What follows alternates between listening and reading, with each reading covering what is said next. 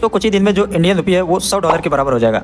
इस साल के डेटा के अकॉर्डिंग जो इस साल जो रुपये का जो गिरावट है बहुत ही ज़्यादा हुआ है, यानी कि पिछले साल जो है $1 जो है 85 रुपीज़ के बराबर था, लेकिन अब यहाँ पे आपका 95 रुपीज़ के बराबर हो गया है। ये क्यों हो रहा है? क्योंकि दोस्तों जब भी आपका कोई वार होता है या जब भी कोई फॉरेन ट्रेड होता है, इंडिया बहुत सारी चीज़ें फॉरेन से इंपोर्ट करता है। इंपोर्ट करने के बाद जो पेमेंट किया जाता है वो US डॉलर में होता है, तो इंडिया को US डॉलर में पेमेंट करना पड़ता है। और जब भी यहाँ पे वार होता है तो बहुत सारे क्रूड ऑयल्स की प्राइसेस बढ़ जाते हैं, और क्रूड ऑयल के प्राइसेस बढ़ जाते हैं तो इंडिया को जो है डॉलर में ज़्यादा इन्वेस्ट करना पड़ता है। डॉलर का जो मात्रा है वो इंडिया में ज़्यादा हो जाता है, इसलिए दोस्तों जो इंडियन रुपये का प्राइस गिर जाता है। अब इसके अलावा जब भी कोई इनस्टेबिलिटी आती है वर्ल्ड में, जैसे वार वगैरह का सिचुएशन बनता है, तो जो भी फॉरेन इन्वेस्टर्स होते हैं इंडियन कंपनीज़ में या इंडिया में इन्वेस्ट किए रहते हैं वो अपना इन्वेस्ट करके नहीं करते, वो अपना हटा लेते हैं इन्वेस्ट, वो US डॉलर में करते हैं। US डॉलर में इन्वेस्ट करने के बाद जो है वहाँ पे डॉलर का वैल्यू बढ़ जाता है, इसीलिए दोस्तों यहाँ पे इंडियन रुपीज़ का जो है वैल्यू गिर जाता है।